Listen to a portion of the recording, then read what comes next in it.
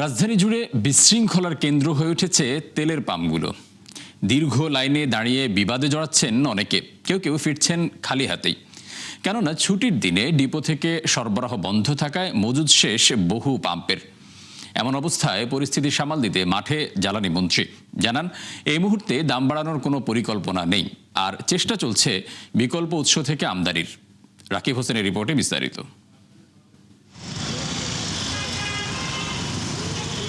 রাজধানীর বড় ফিলিং স্টেশনগুলোতে যখন তেল সরবরাহে ব্যস্ততা, তখন চারপাশে ব্যারিকেড দিয়ে ভেতরে অলস সময় পার করছেন আগারগাঁওয়ের এই পাম্পের কর্মীরা। তবেও ভিড় জমাচ্ছেন জ্বালানি তেলের গ্রাহকরা। তাদের অভিযোগ, বাড়তি মুনাফার আশায় বন্ধ রাখা হয়েছে সরবরাহ। কথা বলবেন আপনি, এখানে স্টাফ না, আপনি বলেন যে আপনাদের সাথে এখানে যারা তেল নিতে আসে তারা কথা বলবে। পাম্পে তেল আছে, কিন্তু ওরা ভাবতেছে যে জনগণ চাইতেছে এই জায়গায় যদি আমি বন্ধ করে রাখি, 2টা দিন বন্ধ করে যদি দামটা বাইরে যায়। আমরা এখন আপনাকে খুলেও দেখাচ্ছি, এরপরে আপনি আমাকে কি আউটপুটটা দিবেন এটা আমরা দেখতে চাই।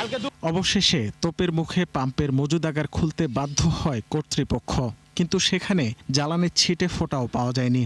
রাজধানীর আরও বেশ কয়েকটি পাম্পের অবস্থাও ছিল একই রকম। এই যে এখন উনি একজন আসলেন, যে আপনারা দেখলেন, চেক করা হইলো, এইখানে যদি তেলটা থাকতো তাহলে এইখানে আপনারা কি করতেন? একবারে মনে করেন পুরো পাম্পের দফা শেষ। মিরপুর 12 থেকে এই পর্যন্ত আসছি, সকল পাম্প বন্ধ করে রাখছে। কালকে সোহাগে আমি 1 ঘন্টা ছিলাম, পরে নামাজের টাইম হয়েছিল, চলে আসছিলাম। পরে আজকে সকালবেলা যখন যাচ্ছিলাম তখন দেখি যে বন্ধ। যানবাহনে জ্বালানি তেলের বিক্রি নিয়ে শুক্রবার নির্দেশনা জারি করে বিপিসি, যেখানে 5টি শর্ত সহ বেঁধে দেওয়া হয় বিক্রির সর্বোচ্চ সীমা, যা অনেক ক্ষেত্রেই যানবাহনগুলোর চাহিদার তুলনায় কম। ফলে পাম্পগুলোতে দীর্ঘ থেকে দীর্ঘতর হচ্ছে যানবাহনের সারি, এতে বেড়েছে ভোগান্তিও। রোজা থেকে তো কষ্ট হচ্ছে, সেই অনেক দূর থেকে ঠেলতে আসতেছে। আমার লাইফে কখনো এরকম লম্বা সিরিয়াল দিইনি, এই ফার্স্ট। যাদের গ্যাসের গাড়ি তাদের তো হিসাব আলাদা, আর আমাদের তো পুরো তেলের গাড়ি, তেল তো নিতেই হবে, তেল ছাড়া তো আমরা চালাইতে পারবো না। এখন তো ম্যান্ডেটরি রিসিট দেওয়াটা, এই রিসিটটা যখন পরেরবার তেল নেবে যে পাম্পে যাবে, এই রিসিটটা রেখে দেবে, নতুন করে রিসিট দিয়ে দিবে। এদিকে মন্ত্রী জানান, সংকটের এই সময়ে যেন কারসাজি না হয় সেজন্যই এমন সিদ্ধান্ত নেওয়া হয়েছে।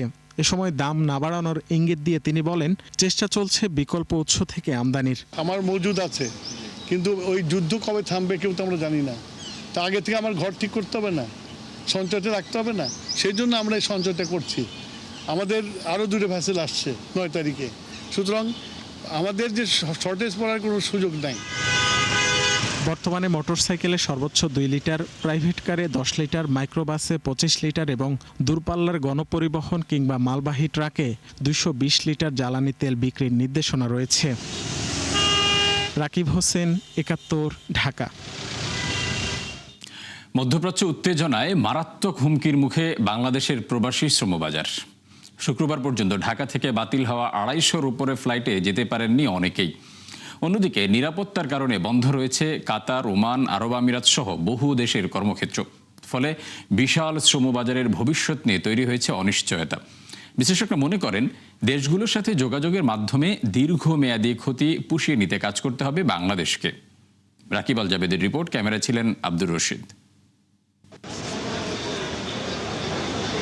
ঢাকার বিমানবন্দর এখন যেন পরিণত হয়েছে মধ্যপ্রাচ্যগামী শ্রমিকদের অপেক্ষার উৎকণ্ঠার কেন্দ্রবিন্দুতে। তাদেরই একজন সিরাজগঞ্জের এম রাজ্জাক। দুবাই থেকে এসে ছুটি কাটিয়ে ফেরার কথা ছিল আরও আগেই, কিন্তু যুদ্ধের কারণে কয়েক দফায় বাতিল হয়েছে ফ্লাইট। শঙ্কা রয়েছে সেই দেশের নিরাপত্তা নিয়েও। 4:45 ফ্লাইট ছিল, তারপরে হইলো 5:15 মিনিটে ফ্লাইট, পরে লাস্টে আমরা ক্যান্সেল করে দিচ্ছে যে দুবাইয়ের বিষয়ে বন্ধ। তারপরে কয় আপনার রুমে যাও, রুমে গেলে তারপরে আপনাকে খবর জানাইব। সদ্য বিবাহিত মোহাম্মদ ইয়াসিনও ফ্লাইট জটিলতায় পড়ে আছেন অনিশ্চয়তার মধ্যে। দফায় দফায় মেইল করে কর্মস্থলে যোগদানের সময় বাড়ানো গেলেও পিছু ছাড়েনি দুশ্চিন্তা। বললেন, 3 বছরের প্রবাস জীবনে কখনো এতটা অসহায় মনে হয়নি নিজেকে। লাগেজ টাগেজ বুকিংয়ে দেওয়ার পরে আমরা যখন ইমিগ্রেশন ক্রস করে যখন ওয়েটিং রুমে যাই বসি, তখন বলতেছিল যে যুদ্ধ শুরু হয়েছে, তো এখন ফ্লাইট ক্যান্সেল হবে। যে যতক্ষণ পর্যন্ত না ফার্দার নোটিশ না আসতেছে ততক্ষণ পর্যন্ত না ওরা আমাকে কোনো কিছুই বলতে পারতেছে না। যখন আপডেট আসবো তখন ওরা আমাকে নোটিফাই করবে। প্রবাসীদের নিয়ে কাজ করার প্রতিষ্ঠান রামরুর তথ্য বলছে, বাংলাদেশ থেকে যে পরিমাণ শ্রমিক বিদেশে কাজ করেন তাদের অর্ধেকেরও বেশি মধ্যপ্রাচ্যের দেশগুলোতে। সেসব দেশ থেকে রেমিটেন্সও আসে মোটায়ের সিংহভাগ। আর সবশেষ 2025 সালে বিদেশে কাজের খোঁজে যাওয়া 11,30,000-এর 80% ছিল গালফভুক্ত রাষ্ট্রে। অভিবাসন বিশেষজ্ঞরা মনে করেন বাংলাদেশের জন্য অত্যন্ত গুরুত্বপূর্ণ এই অঞ্চল ক্ষতিগ্রস্ত হলে প্রভাব পড়বে সার্বিক অর্থনীতিতে। আমাদের সরকার প্রধান দুশ্চিন্তা পড়ে গেছেন যে আমাদের রেমিটেন্স যদি বন্ধ হয়ে যায়, নতুন একটা সরকার আসে, তাহলে আমাদের ইকোনমিটার কি অবস্থা হবে, অর্থনীতি ওভারঅল কি অবস্থা হবে, সেইটার কি আমাদের কুইক কোনো প্ল্যান কি আমাদের আছে? মার্চের এই প্রথম সপ্তাহে তাদের বেতন পাওয়ার সময় তারা হয়তো অনেকেই সঠিক সময় বেতনটা পাবে না বা তাদেরকে দেওয়া হবে না। সুতরাং তারা যদি বেতনটা দিতে না পারে তাহলে তারা দেশে পাঠাতে পারবে না। সুতরাং রেমিটেন্সের একটা ফ্লো কমে যাওয়ার অনেক সম্ভাবনা আছে। চলমান পরিস্থিতিতে মধ্যপ্রাচ্যে কাজ করা বিভিন্ন দেশের শ্রমিকদের নিরাপত্তা ও ফিরিয়ে নিতে নানামুখী উদ্যোগ নিয়েছে নিজ নিজ সরকার, কিন্তু এক্ষেত্রে দৃশ্যমান কোনো পদক্ষেপ নেয়নি বর্তমান সরকার, যাকে পররাষ্ট্র ও প্রবাসী কল্যাণ মন্ত্রণালয়ের ব্যর্থতা বলছেন বিশ্লেষকরা। এখন এই যে ডিলেমা, এই ডিলেমাটা আসলে সলিউশনটা কে দেবে? এটা বাংলাদেশের যে প্রবাসী কল্যাণ মন্ত্রণালয় বা পররাষ্ট্র মন্ত্রণালয় তার সেটা কিন্তু এই সমস্যার সমাধান করতে পারবে না। আর যে দেশগুলো আছে, দেশের সরকারগুলোও কিন্তু সেভাবে আসলে সিদ্ধান্ত নিতে পারবে না, তার কারণ ওইখানে যেটা হয় যে আসলে এই যে রিক্রুটিং এজেন্সি মালিকেরাই মূলত সিদ্ধান্ত নিয়ে থাকে যে আসলে চাকরির কি হবে। যে মধ্যপ্রাচ্যে যে আপনার একটা মানে একটা ভয়ানক একটা অবস্থা তৈরি হবে, এইটা কেন আজ করতে পারলো না? আমাদের সেই জায়গায় কিন্তু মনোনিবেশ দরকার ছিল। তাহলে আমাদের পররাষ্ট্র মন্ত্রণালয় আসলে কাজটা কি, যে আর্লি ওয়ার্নিং সিস্টেম যে আমাদের একটা যে ডেভেলপ না করা, এখন আমরা এই প্রবলেমটা ফেস করছি। ঠিক ঈদের আগে মধ্যপ্রাচ্যে যারা কাজ করছেন তাদের কাজ এখন বন্ধ হয়ে গেছে। কেন্দ্রীয় ব্যাংকের হিসাবে গেল বছর সৌদি আরব থেকে সবচেয়ে বেশি প্রবাসী আয় এসেছে। এরপরই রয়েছে সংযুক্ত আরব আমিরাত সহ গালফভুক্ত দেশগুলো। জীবন জীবিকার তাগিদে এভাবে প্রিয়জন ছেড়ে মধ্যপ্রাচ্যে পাড়ি জমাচ্ছেন বাংলাদেশি প্রবাসীরা।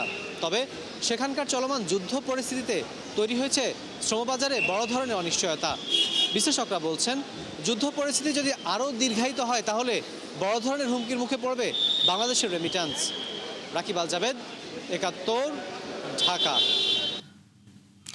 ক্ষমতার প্রথম বছরেই সরকারি কর্মচারীদের বেতন দিতে বিদেশ থেকে $4 বিলিয়ন ধার করে ইউনূস সরকার, যা উঠে এসেছে অর্থনীতি সম্পর্ক বিভাগ ইআরডির এক প্রতিবেদনে। এতে বলা হয় 2024-25 অর্থবছরে নেয়া $9 বিলিয়ন ঋণের $4 বিলিয়নই ছিল পরিচালন ব্যয় মেটানোর জন্য, যাকে অব্যবস্থাপনার চরম দৃষ্টান্ত বলছেন বিশ্লেষকরা। ইমদাদ হোসেন জানাচ্ছেন বিস্তারিত। উত্তরাধিকার সূত্রে পাওয়া ভঙ্গুর অর্থনীতি টেনে তুলতে 2024-এর আগস্টে দায়িত্ব নেয় ইউনূস সরকার। তার ক্ষমতার 1.5 বছরে অর্থ পাচার ঠেকানো, রিজার্ভ বৃদ্ধি সহ বেশ কিছু সাফল্য এলেও ব্যর্থতার বড় জায়গা জুড়ে ছিল আর্থিক অব্যবস্থাপনা। বা যে সকল বিষয় আমি অবগত হইব, বিশেষ করে রাজস্ব বাড়াতে না পারায় 2 হাত ধরে ঋণ করতে হয় দেশি বিদেশি উৎস থেকে, এমনকি কমানোর বদলে বরং বাড়ানো হয় অপ্রয়োজনীয় ব্যয়, আর তাতেই দুর্বল হয়ে পড়ে আর্থিক কাঠামো। অর্থনৈতিক সম্পর্ক বিভাগ ইআরডি তথ্য বলছে 2024-25 অর্থ বছরে অন্তর্বর্তী সরকার মোট বিদেশি ঋণ নেয় $9.32 বিলিয়ন। তবে দেশের সরাসরি উন্নয়নের বদলে এই ঋণের সবচেয়ে বড় অংশই চলে গেছে সাধারণ সরকারি সেবায়, যার পরিমাণ $4.06 বিলিয়ন। অর্থাৎ বিদেশ থেকে টাকা এনে দিতে হয় কর্মকর্তা কর্মচারীদের বেতন, যাকে ভালো চোখে দেখছেন না এই অর্থনীতিবিদ। এটা কিন্তু ট্যানজিবল কোনো রিটার্ন নেই। আপনি যেমন একটা উৎপাদন কাজে যদি ব্যবহার করেন, সেখানে উৎপাদনকারী উৎপাদন যদি হয় তার থেকে আপনি সেটা এক্সপোর্ট করতে পারেন, বা সেটাকে যদি দেশেও ব্যবহার করেন তাহলে ইম্পোর্টের উপরে কম করতে হবে সেই জিনিসটা। তার মানে এখান থেকে আপনি একটা ট্যানজিবল রিটার্ন পাবেন, এবং যেটার থেকে আপনি এই করার জন্যে যে অর্থের দরকার সেই অর্থটা কিন্তু সেখান থেকে পেতে পারেন। এই অর্থটা আমরা যে ব্যয় করেছি এটা কিন্তু পরিশোধ করার ক্ষেত্রে খুব একটা সহায়তা করবে না, অন্তত তাৎক্ষণিকভাবে। সাধারণত প্রকল্পের বাইরে এই ধরনের অর্থ আসে বাজেট সহায়তা হিসেবে। স্বাধীনতার পর থেকে এখন পর্যন্ত যার পরিমাণ $14.5 বিলিয়ন। অবাক করা তথ্য হলো এর মধ্যে $4 বিলিয়নই নিয়েছে ইউনূস সরকার। তথ্য বলছে 2025 সালের 30 জুন পর্যন্ত সরকারের মোট বিদেশি ঋণ ছিল $77 বিলিয়ন, যা জিডিপির 19%। আপাত দৃষ্টিতে এই হার ঝুঁকিপূর্ণ না হলেও সম্প্রতি সতর্ক থাকার কথা বলেছে বিশ্বব্যাংক। আর ঋণ ফাঁদ এড়াতেই পরামর্শ রয়েছে বিশ্লেষকদের। তারা আসলে খুবই কনজারভেটিভ একটা পজিশন নিয়েছিল অ্যানুয়াল ডেভেলপমেন্ট প্রোগ্রাম। এই যে $9 বিলিয়ন উপরে এই সময় এসছে, এটার বড় অংশটা হলো বাজেট সাপোর্ট বা বাজেট সহায়তা। এই একই ধারাবাহিকতায় আমরা ওয়ার্ল্ড ব্যাংক এবং এডিবি তাদের সাথেও বাজেট সাপোর্টের চুক্তিতে গেছি, যেটা ফলশ্রুতিতে আমাদের প্রায় $4-5 বিলিয়ন এই গত ওই অর্থ বছরে আমাদের ছাড় হয়েছে। আসলে সরকারের হাতে টাকা কম সেইটা না যতটা কারণ ছিল, তার চেয়ে বড় কারণ ছিল ফরেন রিজার্ভকে দ্রুত একটা স্থিতিশীল অবস্থায় নিয়ে আসা, বৃদ্ধি করে।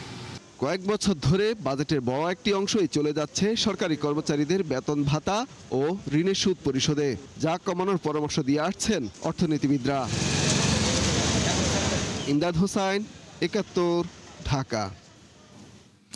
পণ্যের গুণগত মান ও বিশ্বাসে ভর করে ৫ দশকের পথচলায় কোটি মানুষের আস্থা অর্জন করেছে মেঘনা গ্রুপ অব ইন্ডাস্ট্রিজ। তাই আগামীতেও এই ধারা অব্যাহত রেখে বিনিয়োগ ও কর্মসংস্থানের নতুন দৃষ্টান্ত স্থাপন করতে চান গ্রুপের চেয়ারম্যান মোস্তফা কামাল। কর্মীদের বার্ষিক কর্মমূল্যায়ন অনুষ্ঠানে বিভিন্ন অর্জনের কথা তুলে ধরেন কর্মকর্তারা। ৫ দশক আগে ছোট্ট পরিসরে যাত্রা শুরু করা এক ব্যবসা প্রতিষ্ঠান আজ পরিণত হয়েছে দেশের শীর্ষ গ্রুপে। ভোগ্যপণ্য থেকে শুরু করে নির্মাণ সামগ্রী, জ্বালানি, কাগজ কিংবা আর্থিক সেবা সবখানে যারা মেলে ধরেছে সীমাহীন সাফল্যের ডালপালা। বর্তমানে ৫৭টি শিল্প ইউনিটে কাজ করছেন ৬৫,০০০ মানুষ, আর বার্ষিক বিক্রি প্রায় ৪৫,০০০ কোটি টাকা। বার্ষিক কর্মমূল্যায়ন অনুষ্ঠানে এই সাফল্যের পথচলায় নানা অভিজ্ঞতা তুলে ধরেন প্রতিষ্ঠানটির কর্মকর্তারা। মেঘনা গ্লাস ইন্ডাস্ট্রিজ করছি, এটা আমাদের যে প্রতিযোগী কোম্পানি, এরা ৫ থেকে ৭ বছর এদের সময় লেগেছে। আমাদের মেঘনা রিরোলিং আর স্টেন মিল, এটাও আমরা অলমোস্ট 3 ইয়ার্সে অলমোস্ট আমরা কমপ্লিট করে ফেলছি। এমজিআই এর উন্নতি, সম্প্রসারণ, আমাদের নিজের উন্নতি, আমাদের সমাজের উন্নতি, তথা আমি দৃঢ়ভাবে বিশ্বাস করি এটি বাংলাদেশের উন্নতি। ৫০ বছরের অর্জনকে পরবর্তী ৫০ বছরে নতুন উচ্চতায় নিয়ে যেতে কৌশলগত পরিকল্পনার কথা তুলে ধরেন গ্রুপের 2 পরিচালক। বলেন, কর্মীদের আন্তরিকতা ও ভোক্তাদের সন্তুষ্টি এমজিআই এর সাফল্যের মূল মন্ত্র। কঠিন সময়ের মাঝেও আমরা অনেক ভালো সময় এবং সাফল্য পেয়েছি। এই কথাটা মনে রেখেই আমাদের মধ্যে আরও কৃতজ্ঞতা আরও বড় হোক এবং এমজিআই এর প্রতি লয়্যালটি আরও দৃঢ় হোক। আমরা যেন প্রসেসের পিছনে লুকিয়ে না যাই, আমরা যেন অ্যাকাউন্টেবিলিটি নিতে পারি। A promoted leader does not wait for 6 approvals to fix an obvious problem. They identify it, they escalate it, and they drive the solution. গেল 5 দশকে দেশের শিল্পায়নের নানা প্রতিবন্ধকতার কথা তুলে ধরেন গ্রুপের চেয়ারম্যান মোস্তফা কামাল। বলেন, দেশের মানুষের কর্মসংস্থান বাড়াতে ভবিষ্যতে নতুন নতুন খাতে বিনিয়োগ বাড়াবে এমজিআই। আমরা আসলে একটা বিশ্ব ভোলাটিলিটির মধ্যে আমাদেরকে মানে চ্যালেঞ্জিং মোকাবিলা করতে হচ্ছে এবং সাথে সাথে আমাদেরকে এগিয়ে যেতে হচ্ছে, অথবা আমাদেরকে নিজকে খাপ খেয়ে নিয়ে মানে পরবর্তী পরিকল্পনা করতে হচ্ছে। সামটাইম এমন কিছু হয়ে যায়, যেমন এবারে যে হঠাৎ করে যে আনসার্টেন যেটা শুরু হলো, এখানে এটার জন্য আমাদের কারোই সরকার বা আমাদের কোনো প্রতিষ্ঠান বা অনেকে আর কারোই কিন্তু কোনো পূর্ব পরিস্থিতি ছিল না, তো আনসার্টেনিটি আসে যায়। এ সময় শিল্প গ্রুপটির ৩৪ কর্মকর্তার হাতে পদোন্নতিপত্র তুলে দেয়া হয়। মইনুল হাসান, ৭১, ঢাকা। ইরান যুক্তরাষ্ট্রের সংঘাতে প্রথম থেকেই সুবিধাজনক স্থানে যুক্তরাষ্ট্র। বড় সামরিক শক্তির পাশাপাশি ওয়াশিংটনে রয়েছে বিভিন্ন দেশের সমর্থনও। তবে নতুন রণকৌশলে আগাচ্ছে তেহরান। যুদ্ধের ব্যাপ্তি ও ব্যয় বাড়িয়ে প্রেসিডেন্ট ডোনাল্ড ট্রাম্পকে প্রতিহত করতে চায় উপসাগরীয় দেশটি। তবে প্রশ্ন থেকে যায়, এই কৌশলে কতটা সফল হবে ইরান? নুসরাত মৌমি জানাচ্ছেন বিস্তারিত। যুক্তরাষ্ট্র ইসরায়েলের যৌথ হামলা শুরুর পর থেকে আঞ্চলিক দেশগুলোর কূটনৈতিক তৎপরতায় সাড়া দিচ্ছে না ইরান। উল্টো যেসব দেশে মার্কিন সামরিক ঘাঁটি রয়েছে তাদের প্রকাশ্য হুমকি দিচ্ছে তেহরান।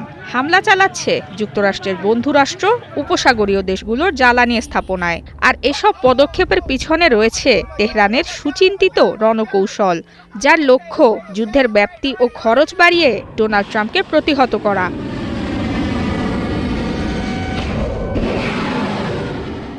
এরই মধ্যে মধ্যপ্রাচ্যের 4টি প্রধান মার্কিন ঘাঁটি সহ বেশ কিছু ইউরোপীয় সামরিক ঘাঁটিতে হামলা করেছে ইরান। ভূপাতিত করা হয়েছে 3টি মার্কিন বিমান। এছাড়া সস্তা ইরানি ড্রোনের বিপরীতে ফুরিয়ে যাচ্ছে যুক্তরাষ্ট্রের ব্যয়বহুল ইন্টারসেপ্টর। এদিকে বৈশ্বিক জ্বালানির 20% পরিবহনের রুট হরমুজ প্রণালী বন্ধে আটকে আছে 200-রও বেশি জাহাজ। এতে অপরিশোধিত তেলের দাম বেড়েছে প্রায় 28%। বিভিন্ন শেয়ার বাজারেও নেমেছে ধস। বাতিল হয়েছে অসংখ্য ফ্লাইট। হুমকির মুখে বিশ্ব অর্থনীতি। Think tank center for American প্রোগ্রেসের প্রতিবেদন বলছে অপারেশন এপিক ফিউরিতে ২রা মার্চ পর্যন্ত $5 বিলিয়ন বেশি অর্থ খরচ করেছে যুক্তরাষ্ট্র। ট্রাম্প এমন এক সময়ে যুদ্ধে মার্কিনীদের করের টাকা পোড়াচ্ছেন যখন মার্কিন করদাতাদের জন্য গৃহস্থালী, জ্বালানি এবং স্বাস্থ্যসেবার খরচ ক্রমশ বাড়ছে। এর আগে স্বাস্থ্যসেবা এবং খাদ্য সহায়তা কমিয়ে প্রতিরক্ষা ব্যয় বাড়িয়েছেন মার্কিন প্রেসিডেন্ট।